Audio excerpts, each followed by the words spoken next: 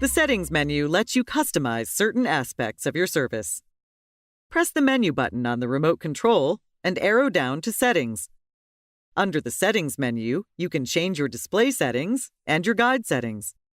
You can also change your parental ratings. If you have a DVR, you can make changes to how you want to display certain settings as they relate to your recorded programs.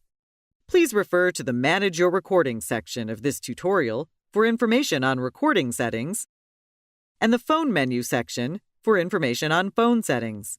Edit Favorites was covered in an earlier section, Working with Favorites.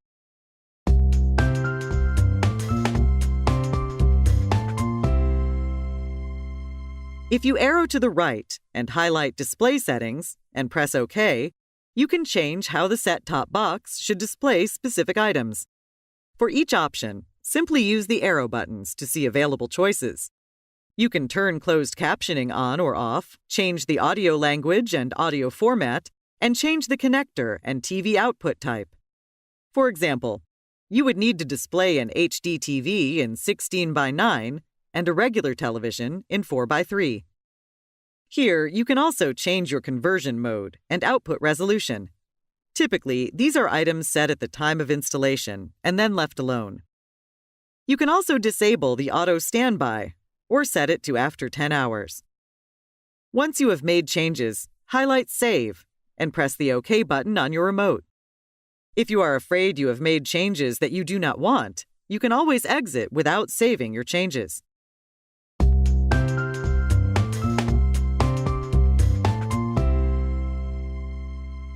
If you arrow to the right and highlight Guide Settings and press OK, you can adjust how guide information displays.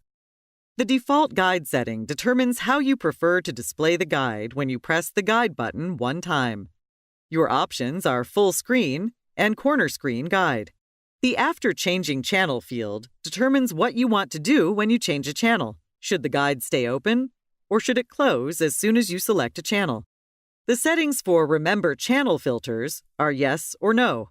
If set to Yes, the service will remember when you have selected a favorites list and keep you in that list. You can also adjust how many columns and rows are displayed in the time guide. For example, if the guide is set to 3:3, the guide shows less information and the text is a little larger on the screen. If your TV is small, you might want to change to this option. Likewise, you may want to show more information on the screen by setting it to 6 rows and 6 columns, and the guide shows more information per screen with smaller text. It's all a matter of preference.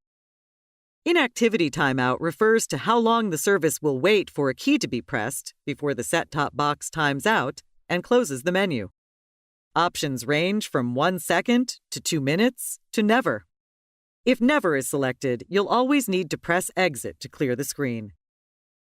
You can adjust scrolling behavior so you can scroll through channels in the guide either by channel or page by page.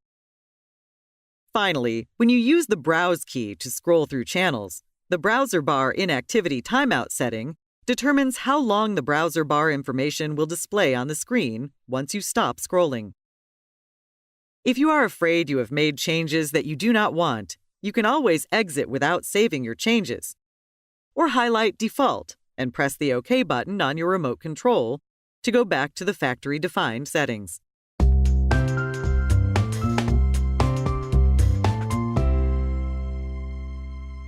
The Settings menu also gives you access to options regarding the recordings on your DVR.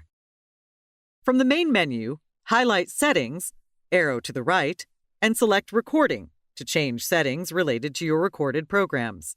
You can group your titles by program within a specific folder by choosing Yes.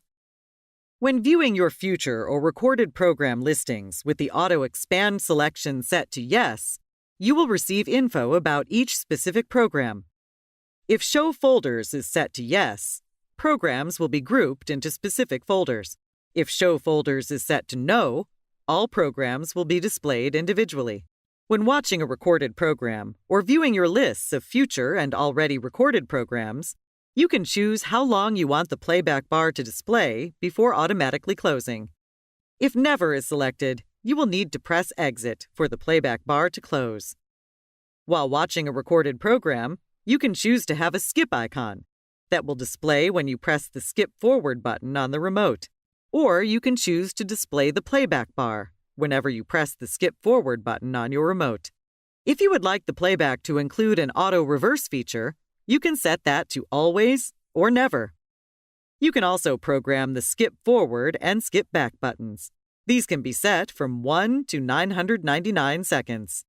Once you have made your setting changes, highlight Save and then press the OK button on your remote. If you are afraid you have made changes that you do not want, you can always exit without saving your changes, or highlight Default and press the OK button on your remote to go back to the factory-defined settings.